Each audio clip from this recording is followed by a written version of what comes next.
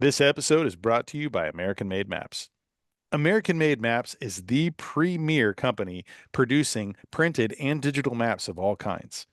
It doesn't matter what your project is, if you want the highest quality aerial imagery overlaid with customizable icons and labels, American Made Maps is the spot for you to go. So listen, check out americanmademaps.com to learn more information and sign up for a free consultation. You'll be glad you did. Hi, this is John Stallone, and you're listening to Son of a Blitch podcast.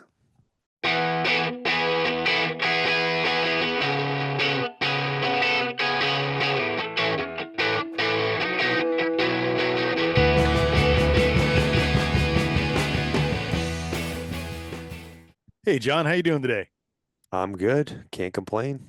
Right on, right on. Man, I love that Complain. background. Howl for wildlife. Now we're going to chat about that and so much more, all the different things you've gotten going. But I'd love to just kind of start at the very beginning, man. Why don't you tell everyone a little bit about where you're born and raised and how you got into the outdoor lifestyle? Okay, yeah. Well, I was born and raised in Brooklyn, New York. If you haven't heard it from my accent, that I'm from New York. Um, my dad and my uncles, and my grandfather, they all hunted. Now my grandfather lived in Italy, not here. So I never actually got to hunt with them. Actually, we went hunting with them once because he came to the United States to go hunting. Well, not just specifically to go hunting, but he came here and we went hunting. Um, yeah, my first introduction to hunting was me holding a rifle at 5 years old, aiming it at a deer up in Binghamton, New York, and taking my first deer with a 35 Marlin with my dad's help, of course. I was five, but we were leaning on a fence post, and the buck was like 80 yards away or something like that. Yeah. Nice. So technically, I've been hunting since I mean, not technically, but I really have been hunting since I'm young, really young, five, maybe even younger than that. So So obviously deer at the first, and then you kind yeah, of, it I started off mean, with whitetail. uh-huh. Um, I found bow hunting by myself because nobody in my family did it. I shouldn't say by myself. My cousin Fred and I kind of picked up compound bows and we started messing around with that. And I did that. That was like well, I had a bow way before that. My dad bought me a bow, one of those like and it wasn't plastic, it was like fiberglass long bow, 25-pound draw deal. I started with that real young. And then he bought me a recurve, which I could not pull back. It was like a 40-pound bow. I was short stroke it. But awesome cedar shafts with these giant Zwicky broadheads on them and whatever. It was pretty awesome. But I actually ended up breaking that because I didn't know how to string it up right. But that was my introduction. Then by the time I was 13, so 13, 14, and 15, my cousin Fred and I would kind of dabbled in bow hunting on Long Island. And then it wasn't until really Oh, so I moved here. I moved here when I was 16, which here is Arizona. I live in Mhm. Arizona. Been living here since 1991. And I moved here and, we hunted, but it wasn't with the same because there was this learning process, of trying to figure out things. And then I got really heavy back into bow hunting in my early 20s, probably, is what I would say when I got really heavy into it. And I like really got crazy about it when I was about, I want to say 22, 23 years old. So about 30, almost And 30 years. what were you chasing at that point in time? Well, we were chasing everything they had here. So that was mule deer, goose deer, elk were the primary. And then at So some point in time, javelina too. you decided to start, filming your shows. Obviously, you've had, quite a lot of following from all those different hunts and things on your YouTube.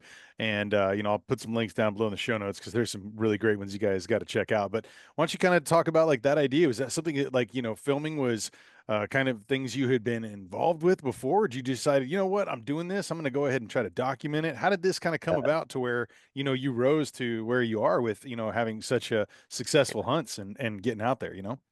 Yeah. So basically, like in 2001, I started my first quote unquote professional endeavor. I got on Matthews Pro staff. Hmm. Um, and that came about from shooting 3D tournaments and having success, and I guess taking good quality photos and whatever. They like kind of liked what I was doing. And I was also writing articles. Um, in my infinite wisdom, I thought I was already a master since I had been hunting so long. But um, so I started writing articles, and then in 2004, I started the hunting channel online, and it was the first of its kind. It was kind of like it wasn't really before YouTube because I think YouTube kind of had started, but it wasn't popular. Um, we I developed the technology with various partners, and we had streaming online TV. And part of my goal at the time was because I was hungry for knowledge, and that knowledge wasn't there in a digestible form. I read books. I see actually some of the books that I read behind you right there. Backcountry bow hunting is one of Hmm. them. I got it sitting on my shelf back there somewhere. Um, but I read books, and not to cut down on any of the authors, but I felt like every book I read was like, if you want to find big deer, you got to go where the big deer are. Okay, sweet. Where the frick are the big deer? You know, but you're not teaching me anything. You're like, and I got really frustrated with it. And so I started, progressing um, my skill set. And every time I figured something out, I'd put it out there. I'd put it out there in video form or an article form or whatever. And then the hunting channel online, part of it was, yes, you could come here and watch TV shows and whatever and digest that type of media, but it was a hub for information, like to plan your hunt, moon phase charts, all the tips and tactics. And I started doing this, the hunting channel's tip of the week. Hmm. So I would learn something, I would figure it out and adapt it into my skill set. And eventually I was like, okay, this works really well. I'm going to share this with people. And then I put those out. And then the TV show came around about 2006, I think. I might have started it beforehand, to be honest with you. I don't even remember. I have to go back and it's all a blur now to Yeah, it's me. it's been a while. Sure, sure. So I would go and I started filming my adventures. But I did it because I was using that to promote the hunting channel. Everything was like I was never promoting John Stallone. I was never like, Yeah, I didn't start branding me as me till like 2015 or something like that. So for years, it was just about trying to gain members and, you know, push the hunting channel online.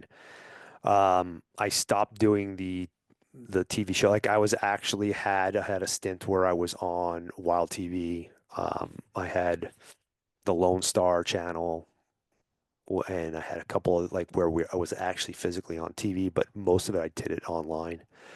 And I kind of pioneered that. There wasn't anybody doing online stuff and or streaming type stuff. And as things changed, people followed. There were some other pop-ups happening that were like the Hunting Channel Online. Then you know, um, whole long story, but I end up losing the Hunting Channel like access to the Hunting Channel admin because of one of my partners. Uh, I lost it for a while, which kind of like became the demise of it. But it also kind of happened during the time where YouTube and Vimeo and all these other platforms were like really taking off and doing very well. So, and then everybody had like in 2015, 2016, everybody had a freaking TV show. Like everybody had a camera and they were filming. And just like everybody has a podcast now, like, yeah, so yeah. the podcast too. So the podcast, my podcast, I started it as a product of, if you had a membership to the hunting channel, you had a podcast to digest one a month. and my podcast was called Interviews with the Hunting Masters, and I kept that name for a very long time. So I did that for a while, and I would produce one a month. And I say a while, I didn't even remember. I think it was like 6 years, and then I stopped doing it, and then there was like a 2 year break, and then in 2014, I think, or 2015, I brought it back, but I brought it to the masses, and I did it like you would have a traditional podcast now. You go to iPod or excuse me, Apple or excuse me, Spotify or whatever, and you could digest it on any platform and take it with you. Before you had to be a member and you used to have to download it to an actual iPod or stream it through the hunting channel. So yeah, most of it always was a product of wanting to be better. Even the podcast, like, hey, this was an opportunity for me to interview people who knew better than me. And, over time, that morphed into me being the guy that people wanted on their podcast and, so on and so forth. And I wrote a book about whitetail hunting. What I wrote a book, it's called The Whitetail Hunter's Blueprint. It's still actually available through Amazon as a downloadable, like on a Kindle or Yep. something like that. You can't get the hard copy or paperback anymore. And then the other book was Secrets of Hunting Western Game, and they were they were designed to how to style. Now that if I read them, I'd probably go back and I would kind of want to like revamp them a lot. I think I released that. I don't know. I want to say 2013 or 2014. Do you have a goal to maybe do that and have another edition or maybe even I electronic form at some point?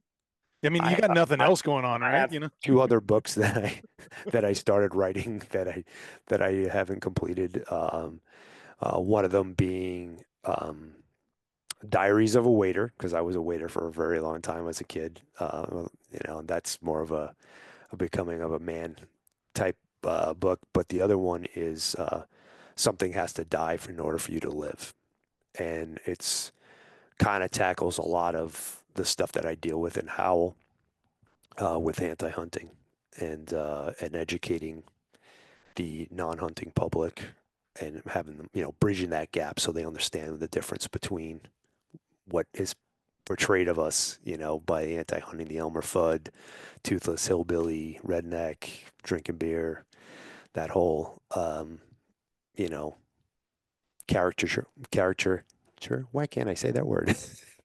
that that whole identity, Uh-huh. um, or that whole persona, um, and how that's a false, like a false way to look at it. So, but Well, jumping into that is as far as like Howl for Wildlife, I'd love for you to kind of talk about the genesis of this. How did this begin? When did this first form? And, we'll kind of go into some more specifics about it. I'd love to hear about the membership and how people get involved and how we can kind of get listeners, on board. But yeah, why don't you just kind of talk about how did this come about? it really just came about out of necessity, really. Charles is the president and co-founder, Mhm. with myself on it, and he's really the one that kind of like turned it into what it is. It originally started off as, um, well, he had come to me, like I said, told the whole story. If anybody hasn't heard it by now, but he came to me. He's like, "Hey, they're trying to get rid of bear hunting in California. What can we do?" I'm like, "Let's start a change.org." And he wrote this awesome like change.org piece, which um, sparked a lot of what we do today. Um, but he wrote this out, and we had like 20,000 people get involved on it, sign it, donate money, which the donation doesn't go to us, it goes to change.org. Change.org is a for-profit company, Yep. not a nonprofit, by the way. Um, and because of that, it was like, okay, we need to start change.org for hunters Yeah. specifically. And this $18,000 that was donated for this deal, this could have went to an issue directed exactly towards hunting and fishing. That part hasn't really worked out. Um, the funding part's always a problem. Um, but the engagement and involvement and being able to move the needle, we've been able to move mountains with thousands of people, and it makes us all very optimistic in how, because there's, anywhere from 14 to 16 million hunters in the United States. And if we're able to affect the change that we are with 30, 40,000 people, could you imagine if we had, 4 or 5 million people doing this, or 14, 15 million people doing this? Sure.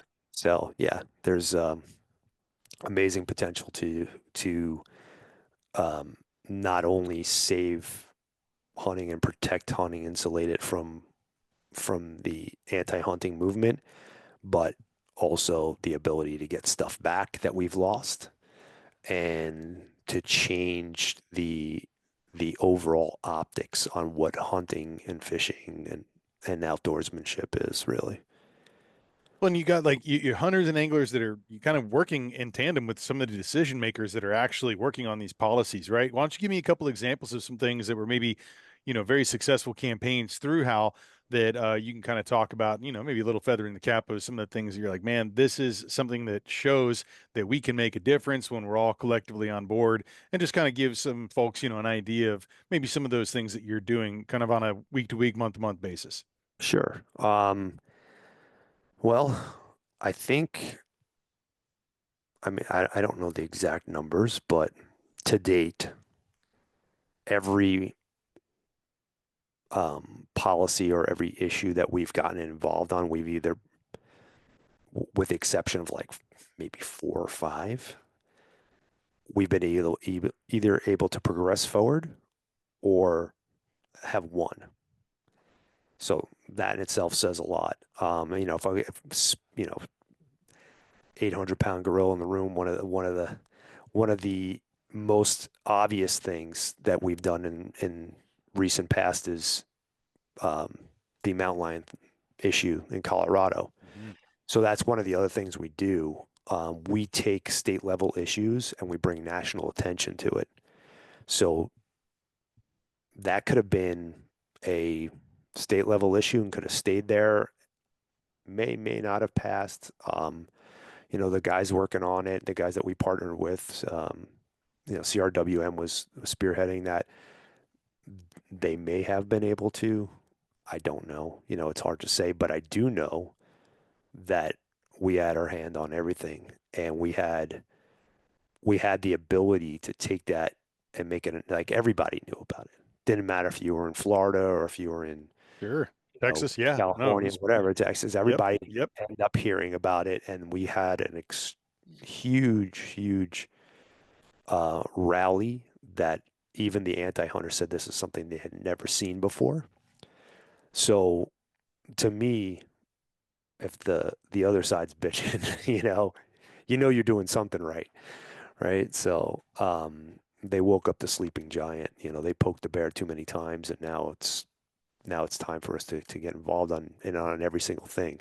So we're hunters, anglers forever have never been uh, very involved. They've been very to themselves. It's that mentality. You do you, I do me. It's a good way to live in a lot of ways, but unfortunately, like in this particular instance, in this time frame, we need to be activists. And activism's always been a dirty word. It's always been in political sense, has been a left side thing. Like, um, and people don't necessarily um, want to be involved. They're very apathetic to stuff that doesn't physically or seemingly affect them, right? So we're trying to change that mindset. That's the biggest thing right now is really, you're not a deer hunter in Washington or whatever. You hunt coyotes in I don't know, Texas, whatever. And why does it affect you? Like why does it mean something to you that this guy might be losing his ability to hunt what he loves? If I don't hunt there and I don't hunt that species, like why does it affect me? And there's, we could sit here and excuse me, connect the dots or draw the lines, whatever. Um, but just hear me when I'm saying we're all interconnected. The way that the system in the United States works, we're all interconnected financially somehow. Um, we all occupy a place at what we call the conservation table, and there's various stakeholders at the conservation table, and because hunting is a user pay system, pay to play, so to speak. We typically have one of the largest voices at the conservation table, even though we um, we're not necessarily the largest population. We only occupy 5% of the population. 5% is anti-hunting, and then the rest is in between. That's oversimplifying it. There's other pieces of the pie there, but Sure. um, in the grand scheme of things, 5% is not a whole lot. So we rely on messaging and good science and sharing the truths about hunting and fishing with those other people with that strong 90% in the middle so that they don't make rash decisions and get and side with anti-hunting ridiculousness. So, No, it's super important. I mean, I remember the Outdoor Stewards Conservation Foundation did a study, and they're talking. I think it was like around the 85% number of people who support the idea of hunting mhm. across our country. Yep, And as you kind of lay down that 5590 number there too, like you think about it, there's a lot of folks who do that now. There's people who like don't like the idea of like trophy hunting, and that may be a different thing but that's also a lot of misinformation, and we're seeing this along the lines. I mean, there's a lot of big media that, especially in the podcast world too, and organizations such as your own that are really kind of laying down a lot of educational things, especially for those non-hunters, right. and people who have been anti-hunting for a long time. And I think we're seeing a little bit of an eclipse of change, hopefully, with groups like yours that are getting out there and making sure that the real truth is laid out and that we're not losing these things. Because what happens in Washington does affect the other things that are happening in Florida, whatever policy nationwide. And I think it's great when we have things like the collective efforts that came around to speak up for those folks in Colorado. I mean, it was a big win for a lot of people. Mhm. And just kind of in ties with that, being that that was one of the groups you worked with there in Colorado, why don't you tell me a little bit about some of the partnerships and some of the different, kind of affiliations of some other companies and, policymakers that you're working with, again, maybe on a week to week, month to month basis, whatever it may come up. And I'm sure, big red flag things that come up, you're like, we're going to put our voice out here. But, just as far as an organization, who all are you kind of teaming up with and working with in that realm?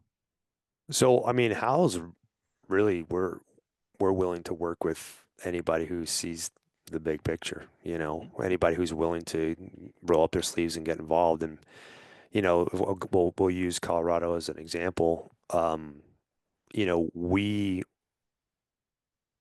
well, I think we were instrumental, in my opinion, in rallying the troops, so to speak, and talking to some of the legacy orgs, RMEFs and Mule Deer Foundations and so on and so forth, and getting them to understand why it was important that we needed their involvement. That's always been a big problem for hunting is that we all have our own little niches and there's a lot of money and effort that goes into hunting, lots, right? But Yeah. why are we always behind when it comes to like any issue that's involving anti-hunting? It's because we don't lock arms and do things in unison, right? Where the anti-hunting groups do the exact opposite. They are very good about getting on each other's things. So like if we go to um like a game and fish meeting, you Hmm. see the same bad actors there all the time. Got the representative from Hughes's, got the one from Coyote Project, you got the one from, Wildlife Forever and this and that and so on and so forth. And they're there and they all have the same messaging and so I have on good authority, but I've never personally, been involved in like or jumped in on one of their meetings, but I can guarantee you there's a lot more collaboration going on their side than there is on ours. So when you say who do we get involved, we, I don't want to start throwing names around. And I'm going to tell you right off the bat too, that is not what I personally handle Hmm. in Alpha Wildlife. Um, that is mostly that stuff is ran through Charles and through Mike Costello, where they're more on they get involved in meetings most of the time with other interest groups and so on and so forth to come up with plans and so on. So I'm apparently I'm too stupid to do that stuff. So I'm best suited uh, talking talking to hunters and moving that needle. But anyways, I you brought up Florida. That was another like big national thing that was a positive thing. We just got the right to hunt and fish. And I say we were part of it. Travis Thompson was the main spearhead there, the guy. But we brought that to a national level where people were getting involved. So like when there was fundraising and when the open comment period was to get it on the bill, we were a part of that. That was us. Um, so that's what we do, and that's the goal for the future. Really, is to keep creating this community, to creating this unity amongst all the groups, and doing and outpacing the anti-hunting groups and what they're doing. We're I think as Howl as a group is very good at recognizing what our enemy does really well and taking that and using it against them. Um, so if there's anything, that's the underlying thing. What we're doing is, and also looking at things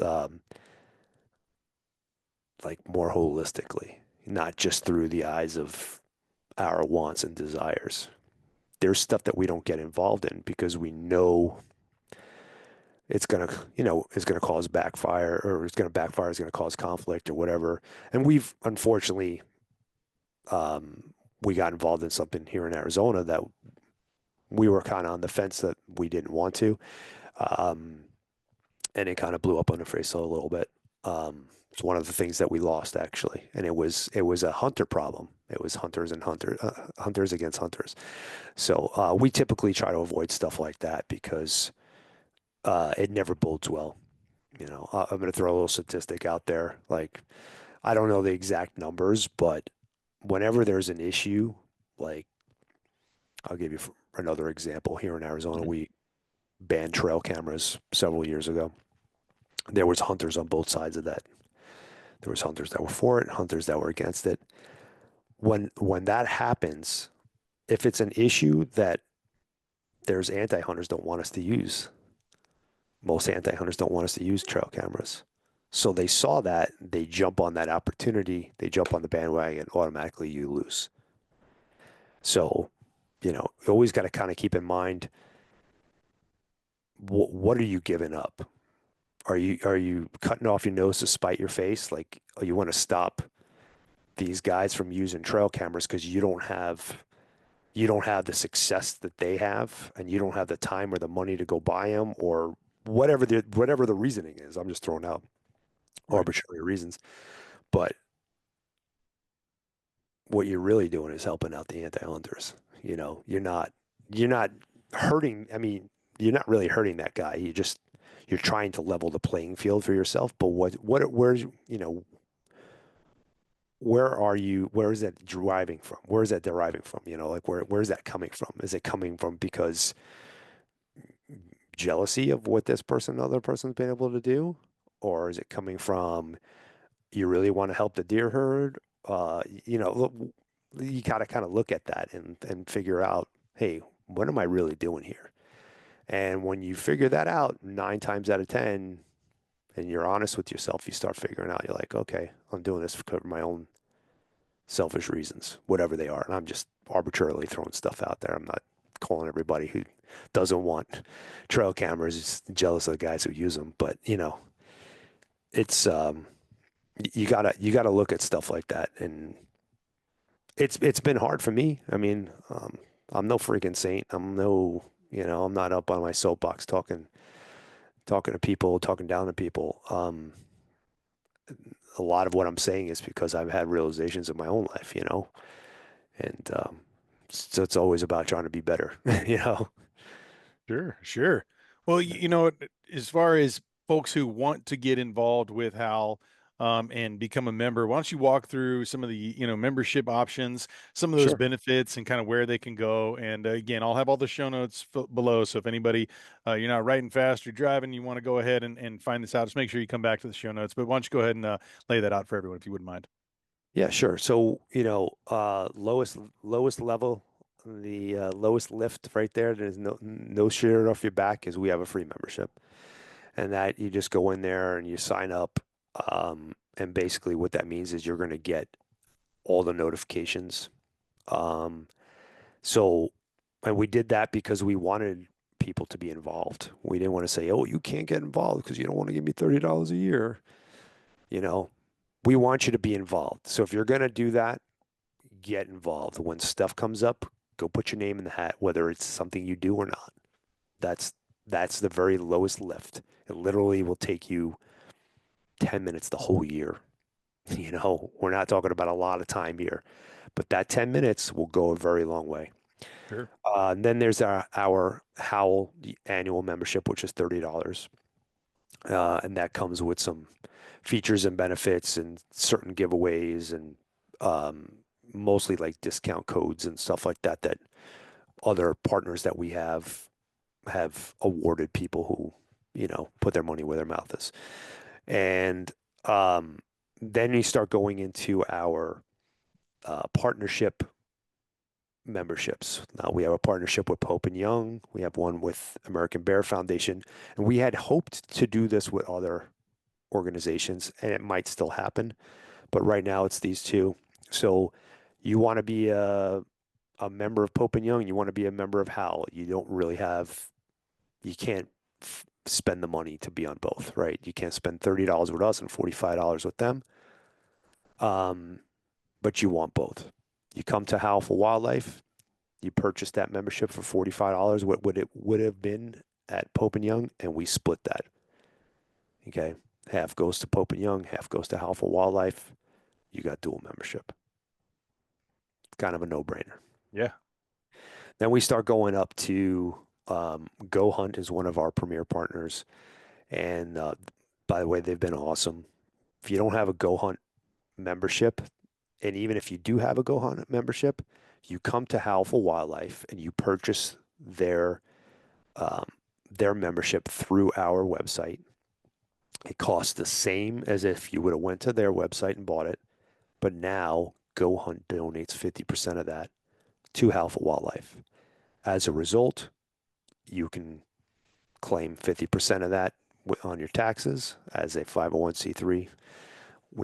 You can claim that to get a tax deduction, but we have special discount codes. You have the ability to buy stuff on Go Hunt's website for 15% less. So you can essentially buy gear through them and pay for your membership through the discount code. There's special giveaways and so on and so forth. Plus, you get to feel good about it. Like, hey, I just did something more for wildlife that I didn't do beforehand. And it's an excellent tool. I use it all the time. Matter of fact, I'm doing my tag research right now, so I'm kind of going through that. But um, and now this is like creme de la creme. We partnered with the guys over at Elk Bros or Blue Collar Elk Hunting, and we have put together a program uh, called the Adventure Club. And basically, you get the Elk Bros online course. So it teaches you how to become a better elk hunter through their online course, and I've gone through it. I've actually gone through most of them, most of the big name ones. I'm not going to mention them because I don't want to throw these guys underneath the bus. But I looked at their curriculum versus what I've seen at the other ones, and the curriculum on this is on point. And I've been a student of elk my whole life. Been guiding for elk for 15 years, and um, I think it's excellent. Just the value of that. So if you went to Elk Brothers to buy that coursework, it's $350 a year. Through us, it's $300 a year. Okay. You get that coursework, you get this adventure club, and the adventure club is a whole slew of discounts. Like some of them are like 40% off, like camouflage and stuff like that. So if you go there and you can basically, again, you could recoup that $300 through these different programs. But the huge thing about this whole deal is every 100 people, every 100 members, we draw one person to win a coached, I say we call it coached elk hunt in New Mexico. It's basically a guided hunt on a Mm. private ranch where you're getting taught how to be a better elk hunter and you're hunting awesome bulls. We're talking New Mexico, right? Right, It's right. not, you know, Washington over the counter tag. This is a New Mexico bull. So one out of one every 100. And it's not the first 100 and then uh, your odds keep getting worse. It's every time you're in a block of 100. Doesn't matter where you purchased, you're in a block of 100. And every year it rolls. So like if somebody drops out, you roll into that 100. So it's really you basically have a 1 in 100 chance of winning a giveaway hunt, and we cut that off at 3,000 people. Um, Now there's other giveaways within that too. So like if you didn't win the elk hunt and you're 1 in 100, we have one in however many 3,000 people. Let's say it's filled up. 1 in 3,000 chance of winning or of winning something. Rifle, bow, vortex optics, stuff like that. So there's other giveaway. And in my opinion, I'm like, man, I just went to Wyoming. Like I just did my Wyoming tag stuff. I just spent $2,500 for a chance to go hunting, and it's going to be on my own. Like this is a guided hunt on a private place. I was trying to get, I spent quite a bit more money to get an opportunity to go hunt on a public land, whatever. You get them. Yeah, You yeah. understand what I'm throwing here. So that is an excellent matter of fact, like I signed up right away. Like of course I have Howl memberships already, but I put my $300 in because I wanted to get that opportunity. Like, hey, if I Sure. win this, I know it'd be probably pretty poo-poo if I won it, but uh, if I win this, that'd be awesome. It's just to me, I throw out like $30,000 a year in tag, you know, acquisition stuff, and I get a lot of it back, but it's like I can see the value in just winning the hunt. But even if you didn't win the hunt, there's so much value there. It's totally worth $300. So Well, that's awesome. Well, again, I'll have the notes down below for everyone to go check that out. You mentioned the guide service, and there's been so many places you've hunted around. There's so many places you've guided. Why don't you talk a little bit about that and kind of some of the trips that you offer, and I know obviously right now kind of into the season for most people, and we're kind of got some other things coming up here, turkey, and I know we're going to talk bow fishing here in a second, but yeah, why don't you kind of just lay that out and where it's offered, and where all you go, what all you're hunting for. sure. I would say I'm kind of like a boutique outfitter, and I don't do a whole bunch of hunts. Um, we offer a couple of hunts here in Arizona for deer and for elk, and for sheep. Although I haven't had a sheep hunter in probably 4 years now because there's so much damn drum. But the you know, that's the mainstay. But I'm very selective in my process. So when people call me up for a hunt, um, I don't tell them what they want to hear. I tell them what they need to know, and it helps me kind of weed out people that I don't want to take.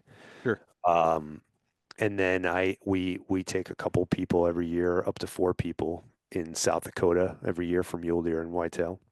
Um, and so like our main bigger hunts that are a little bit more what your commercialized hunt would be. And I don't even want to say that because it's still very personable. But we could take larger groups is when I do javelina hunting. And that's probably like my biggest um, endeavor every year is, we'll take anywhere from, well, this year I think we have 8, but we'll take 8 to like even 20 different hunters on throughout the 3 seasons. And we'll have bigger camps. We stay in a nice house, and everybody's got their own room. We have a camp chef, and it's kind of a nice and neat thing. And had a very we have a very high success rate on it. I think in 10 years, no, I think it's been about 10 years that we've been doing it. I think we've only had 2 guys go home empty-handed, and both of them quit early. So, and they both had shots. They missed, unfortunately, but They you got know, the opportunity. That's the yeah. had the opportunity. So 100% opportunity and nearly 100% on the success rate. Although we have some people coming in with some young youngsters coming in this year and they want to do it with the bow, so they're really adding they're really adding some extra hurdles. So we'll see how that goes. But yeah, and then like you mentioned, bow fishing. Um, we I mean we do the bow fishing year round, but the I would say the busiest times for us are from like right about now all the way through May. It gets really busy, and March and April being the hottest, like the 2 best months. Only because the spawn happens that time, so you see quite a bit more fish up top. But the boat's awesome. It's one of a kind in the United States, and it's probably the best boat in Southwest. I'm gonna reach back and pat my own back on designing it and helping build it. But yeah, guys over at Tiny Boat Nation, um, check out their YouTube channel. They helped us. They helped us. They built the boat. I shouldn't say helped us. We helped them. I helped them build the boat. So it's really neat. And then we do quite a bit of predator hunting. Guys will come out for a day or whatever, 2 days, and we'll take them out predator hunting. So I specialize in bow hunting for predators. So guys who want to try out that, we'll take you, and hopefully put a coyote or a fox or a bobcat in front of you, in bow distance. So That's exciting stuff. There's some great videos that are on your YouTube page. Definitely, we'll have the links on those for some of the great predator hunts as well. And I was kind of curious, obviously, these are things that keep you real sharp up for that, kind of fall winter time. And I was curious what your hunts looked like for your personal hunts. What Mhm. do you got in the freezer that from all the bounties from this hunt this last year? This year was probably my worst year ever. You're uh, like ice cubes. That's it. yeah, I have some bear meat left. I have a mule deer uh, from South Dakota. Have my son's black buck that we came to Texas for. hmm And I think that's all that's in there right now. Yeah. I I mean, busy, so man. So it's hard to kind of get all these things going on. You're I helping other typically hunters spend out. Yeah. yeah, I typically spend 90 days a year afield, hmm and I think maybe I did 35 this year. It was very so um yeah, and 10 of those were in South Dakota, you know. So like I didn't spend any time. Like so we just got done with our over the counter archery deer here in Arizona, and I got out for half a morning or half a day, one morning for deer, and one morning for javelina. And I had an opportunity and I whiffed it. I actually hit a branch. Um, just was like, oh, cool, I'm gonna get it done first day, first try, and then I didn't. These things happen, man. It's hunting, right? It's not just shooting every time. Yeah, yeah, I know. It still hurts though. Oh, I know it. I know it. There's so many moments I wish I had back, but you just live and learn, right? Yeah, 100%. So what else you got coming up this year as far as maybe with Howl or with, maybe some personal hunts or some of the things that you got going that you're really excited about? Is there anything else that's kind of coming down the pike with any of those that you'd like to go ahead and share with some of the listeners?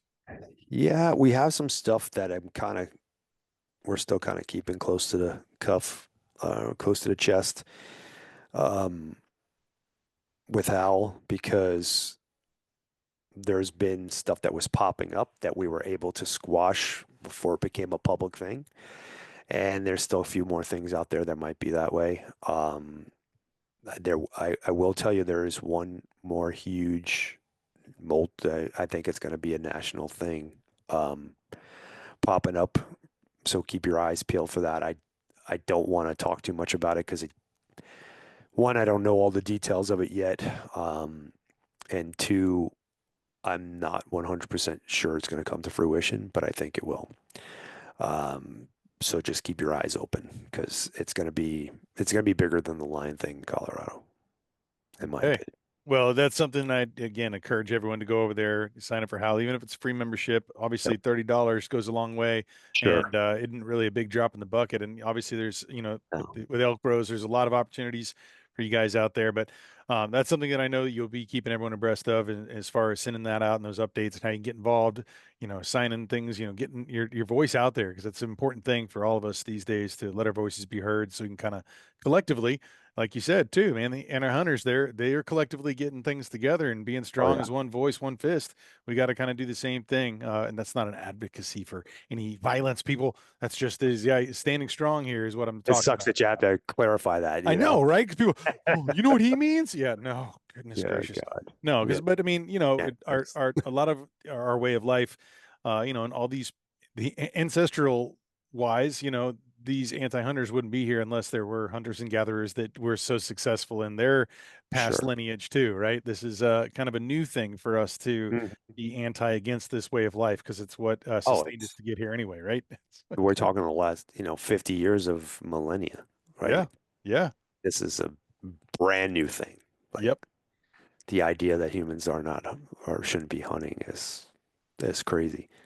Yeah, It's it's in our yeah, blood, man. It really is. It's interesting to see all the different reactions. And I think that's important too, and for any listeners too, to be able to, whether you're inviting someone out into that lifestyle, sharing some of your meat, talking to those folks, your neighbors about our way of life. And, it doesn't have to be something forceful down their throat there, but as far as like, sure, yeah, I think it's important to educate folks who don't know. If you don't know, you don't know what you don't know, right? But it's right? important for us to get out there and, maybe folks share a link to Howl for Wildlife. Let your neighbors get involved. And it's if it's for them just to free sign up and kind of get that educational Rolodex spinning, for them. So I think Oh that's yeah, important. 100%.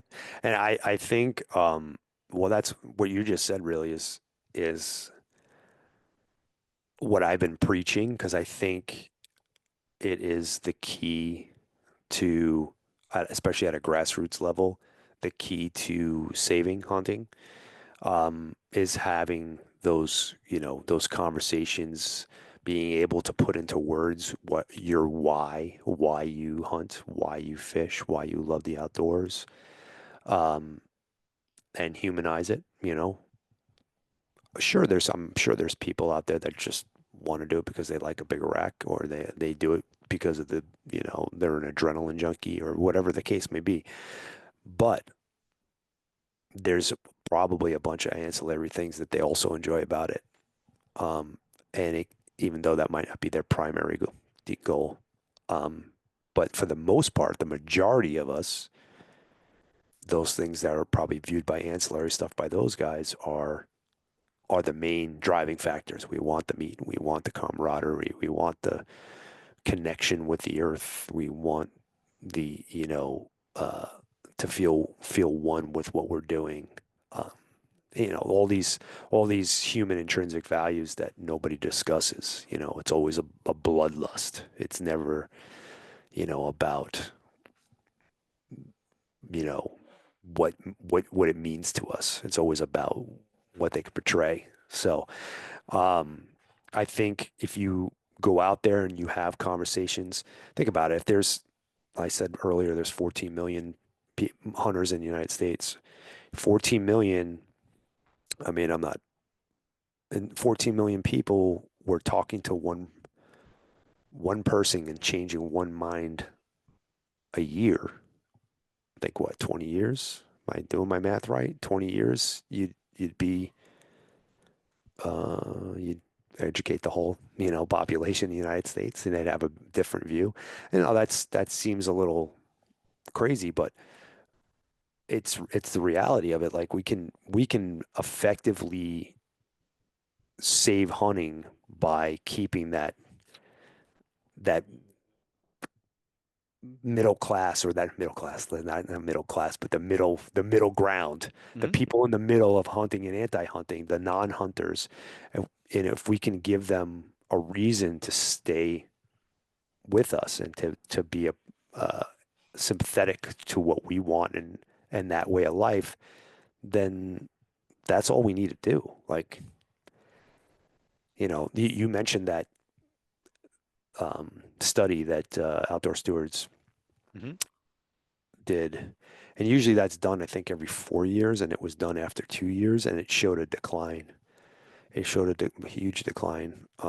It went from like, well, it's been declining. It went from like 85% when you and I were kids, probably, to now it's 70 something, which tells me, if you look at the numbers, right? If there's 5% hunters and 4% anti-hunting, right? Excuse me, 5% anti-hunting. If you look at the if you look at the numbers, there's only 4% that identify in the world, I think, that identify as vegetarian. 1% identify as vegan.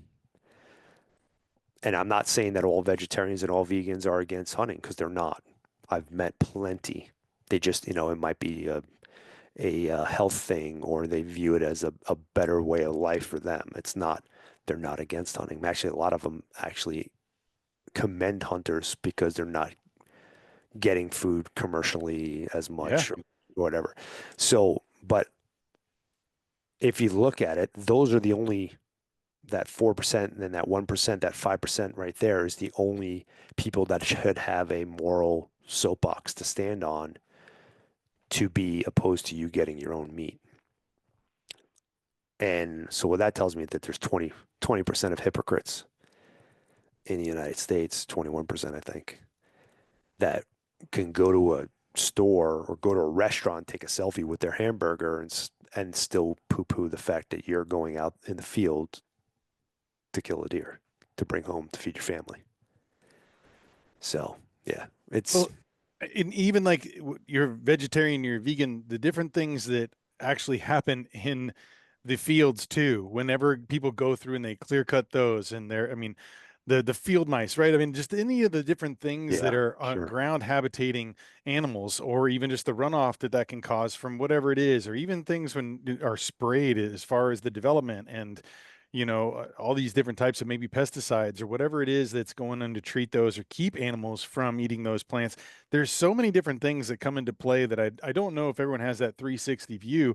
I look at it and I'm like, there is, like you said too, right? At the very kind of beginning, it's like something had to die in order for you to live. Like no matter what it is that you eat, it doesn't matter, vegan, Sure. vegetarian, there's something that has happened. There is some causality of your actions of eating and just existing where it's going to hurt another species. So is this species more important than the other? And then you kind of get into this dividing area, which is a really weird gray area. And the idea of someone wanting to be able to know where their food came from, whether that's your, local farmers market, and, someone who grew it there, and, you have some connectivity in your local, farmers in that sense, or whether it's going out there and hunting and knowing exactly that, this was a wild animal that lived in a wild atmosphere of wild foods, and you become a part of that too. And so I think it's important for us to make sure that people don't get too high on their soapboxes as far as those kinds of things, because Mhm. everything there is an action, a reaction to every action, right? So it's all around. But no, those some good points that we brought up today. I think maybe we'll have to have you back another time to talk about some other updates, anything that may be coming up that we want to chat about, some hot button Sure. issues. But as far as for that, if anyone wants to go and check out your website, for Hal, why don't you go ahead and give the socials real quick, how they can follow you and kind of become a part of this journey. Sure. Well, for me personally, it's pretty much anything John Stallone, Facebook or Instagram, and even YouTube, whatever, if you just search John Stallone. But for Howl for Wildlife, on Instagram is where we do our most of our communications and stuff. We connect with the community the most through there, and that is howl_org. Um, and the website is howlforwildlife.org. Right on, man. I will definitely have all the show notes again, and just kind of I wanted to ask a lot of the question, a lot of my guests the same question, is one about legacy, and it's with all the work that you're doing, all the things that you've put out there, all the educational platforms that you've kind of helped to develop there. I was kind of curious as far as how you view your legacy, how you hope that this is left behind. What are some of the goals when you're doing this on a day to day, and is that something you kind of think about? Oh yeah, I think about it all the time actually. The older I get, the more I think about what I'm leaving behind. Um, of course, first and foremost, I'm trying to leave something behind for my children, right? And and financially and other stuff like that. But the grand scheme of things, one of the things that drives me the most with Howl, yes, selfishly in my hunting in my timeline, I want to do things to help protect hunting so that I can continue to hunt and I can continue to do what I'm doing. But the reality of it is hunting's probably not going to go away in my lifetime. I'm going to be 50 years old, you know. Um and really it's like, what am I saving it for me? No. So I take great pleasure and I get a I'm actually driven by the idea that this is something that I can help protect and preserve for the future generations, for several generations. And I've said this 100 times now. It's probably getting old, but some years ago I heard I was introduced to a Greek proverb that says society becomes great when old men plant trees of which they know they'll never enjoy the shade of, or sleep underneath the shade of, or rest underneath the shade of, something along those lines. It's translated. Um, and that stuck with me. And I'm like, I feel like that's something we should all strive to do, in our lives, not just in hunting. But for me, I feel like that's something I can do in hunting. I can plant those trees right now, and that's a lot of why that's why I had the sleepless nights. That's why I cut back, going hunting for myself this year. Um, because I feel like, I'm in a unique position to plant those trees, basically. So Well, I'm glad that you're doing that, man. I applaud all your hard work and efforts. And we all need to step up and do things together. And How for Wildlife is a great organization that I suggest everyone go and become a part of. And following all your, socials there, making sure you go over to YouTube, check out some of those hunts you've been filming for so many years. Some great ones there. A lot of educational stuff, a lot of entertainment. And yeah, thanks again for joining me, John. Looking forward to chatting with you again down the line. thank you. Thanks for having me. It's black and white, it's all around. Can't trust the puppet in the eye.